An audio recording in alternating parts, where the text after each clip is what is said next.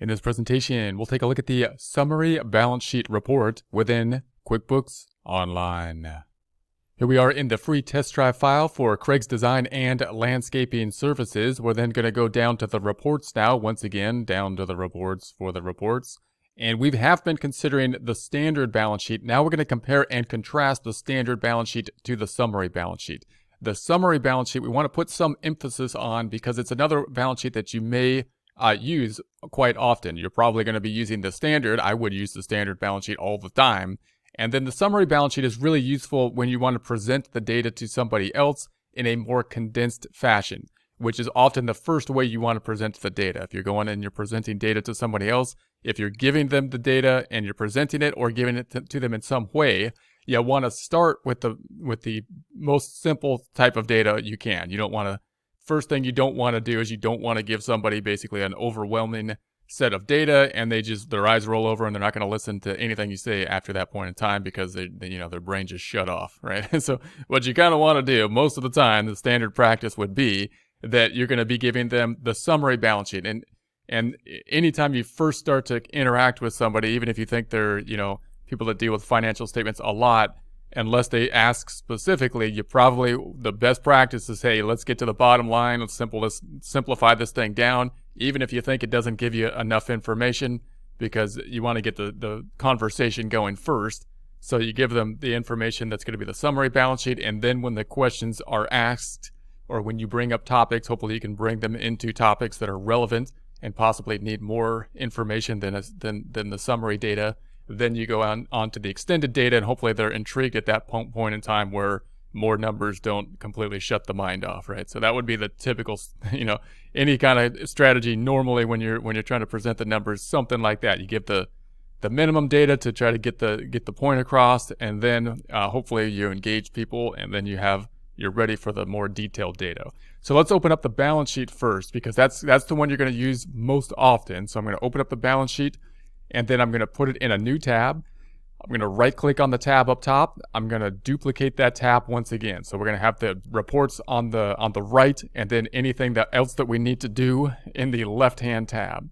So then in the balance sheet report, I'm going to go back up top, and I'm going to change the dates from 01/01/19 to 12/31/19 and run that report. Then I'm going to make it a little bit large. Well, let's open the other report first. I'm going to go to the left tab now. Left tab. We're going to scroll back down to the reports. Now we're looking for the balance sheet summary report, summary balance sheet report. So we've got the balance sheet summary. This is the one we want, the balance sheet summary. That's the one. We're going to select that one. It's going to open that one up. Then we're going to put this one in a new tab as well. So I'm going to go back up top. I'm going to right click on the tab up top, and I'm going to duplicate that tab. Once again, having the reports to the right is typically how I would have it. Any other thing that I need to do then will always typically be on the left side. And then if you format it in this way, usually it'll basically label the reports, balance sheet, and the summary balance sheet. It's not quite doing it this time. I'm not sure exactly why, but it's nice when it does that. So we'll keep going forward here.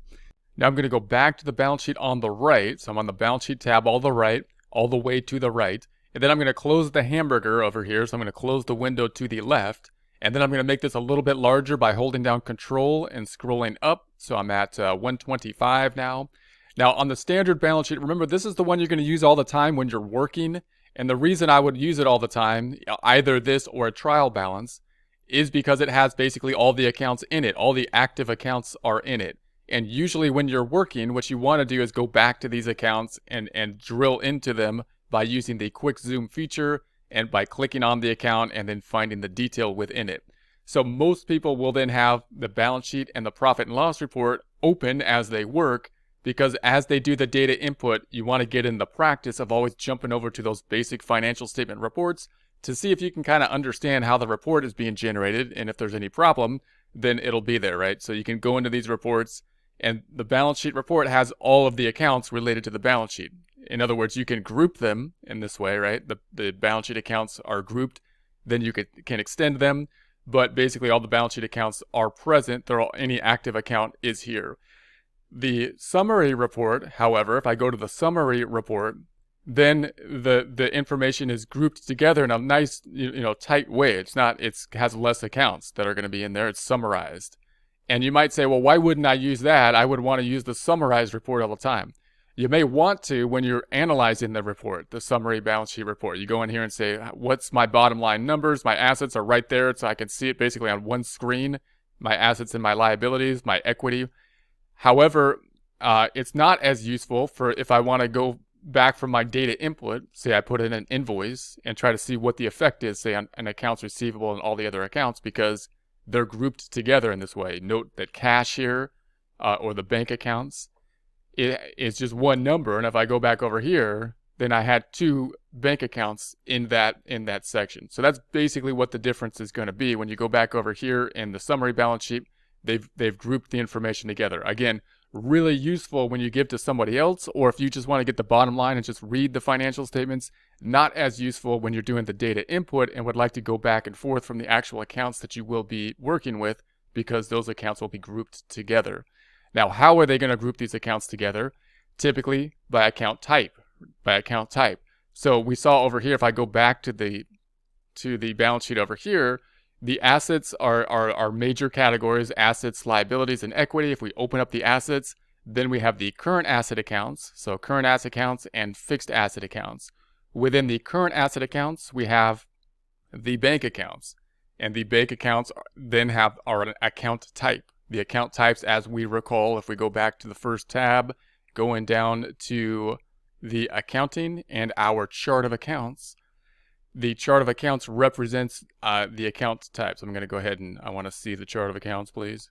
And so here's the account types down below. We had to actually list these account types, and we will do this when we make accounts. When we start to build our own accounts, we'll have to assign an account type. Those account types are what are being used to assign, this drop down, and they're what's being used to group things in the balance sheet over here. Now, what would happen if I tried to auto zoom on this, knowing there's two accounts in it? It's going to give you the data for basically the two accounts. So now you have the checking account and the savings account in one section.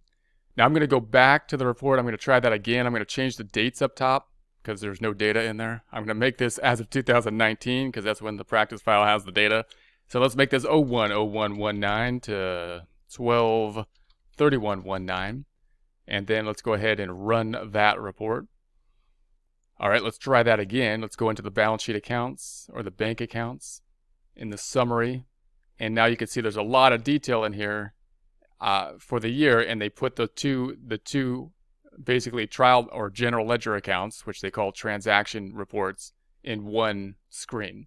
So it'll add the two transaction reports in one screen if you do it that way. Let's go back to the balance sheet and let's make sure we have our dates right here. We have the dates right there. Okay. Back to the summary balance sheet. Then we have the accounts receivable. That is another category, another account type. So if we go into the accounts receivable, it's the account type, breaking out that account type. And then if we go back over, we have other current assets. Other current assets, I'm going to go back to the balance sheet, is the other account type. Anything that doesn't fit into these special kind of account types would go into the other current assets. And then, of course, we have the property, plant, and equipment, or fixed assets. That's going to be the next account type, which would typically include accumulated depreciation as well. Then on the liability side, we have the current liabilities. Within the current liabilities, we have a special account type of accounts payable. That's, again, an account type that we have to assign when we make an accounts payable account. And then the credit cards, and that's going to be these two. So they're breaking accounts payable, credit cards, and then other current liabilities. And then you have the equity section down here. Notice they don't have the equity for net income down here because it's grouped together. So, and that's kind of nice because that's how you would expect it to be. We don't have opening balance. We don't have net income. They grouped it together in just equity.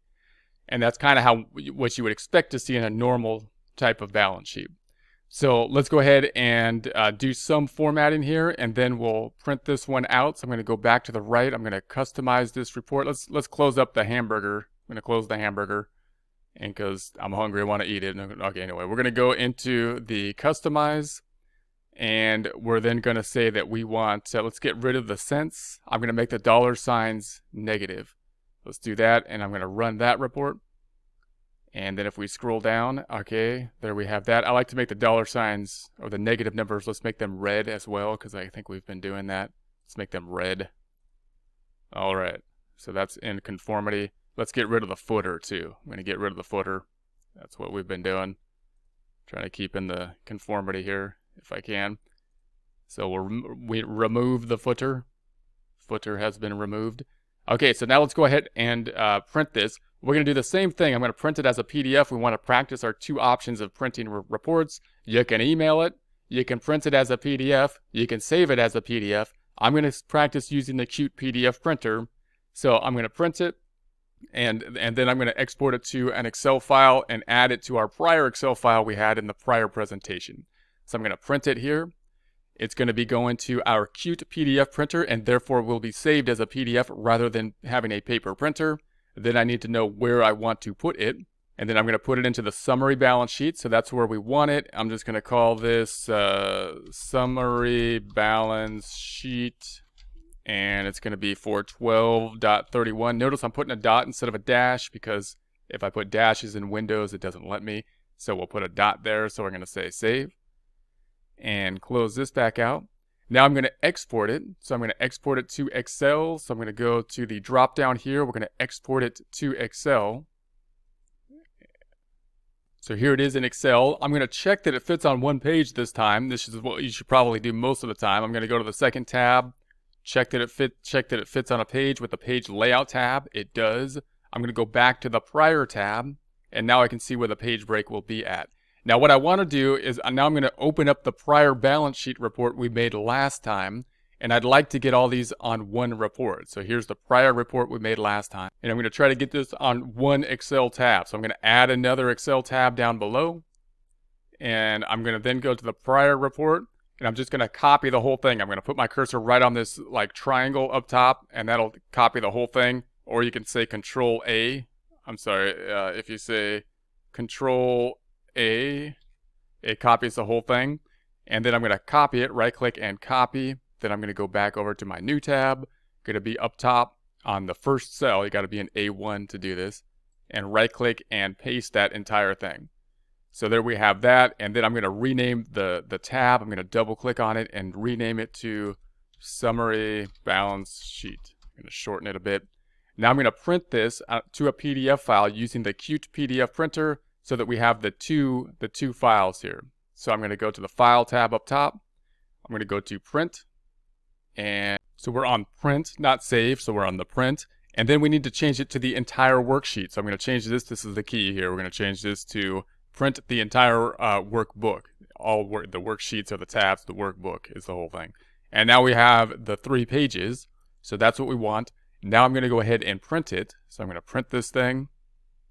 And then I'm going to save it over the report we made last time. And what that'll do now is that this is the 2 ways that we can give this report to someone. We could give it to him with an email. Now we have 2 reports. We've got these 2 reports. There's more than 2 ways. We can give it to them in an email with 2 attachments, which isn't too bad. Or we can say, hey, what if I give 1 attachment with a zipped file? I can make a new zipped file and call it balance sheet, balance. Spelling it's good is helpful too, although I'm not good at that. Reports. And then you could put these 2 sheets in there. You can say put those in there. And then you could zip this, right click and zip this file or save it as. And then that's a little bit nicer. You could say, now they took the time to zip it. That's nice, right? You could do that. Or you can send them the Excel file, which you probably don't want to send unless there's some reason they would want it in an Excel format. But that Excel file then allows us to also have it in one PDF file. And this is probably the most useful and impressive kind of way that you can give it to somebody, because now you can just attach this one file to the email, and you're going to have all the reports that you need just in that one file. So they don't have multiple attachments. They don't have to deal with unzipping things. And they're probably going to be asking themselves, how do they do that? Because they probably don't. I mean, even if they're working in QuickBooks, they may not know how to do that, because you could do that with like Adobe if you had some fancy PDF working software. But most people don't know how to basically convert it to Excel and then make a PDF file. So therefore, it's kind of impressive in that format as well.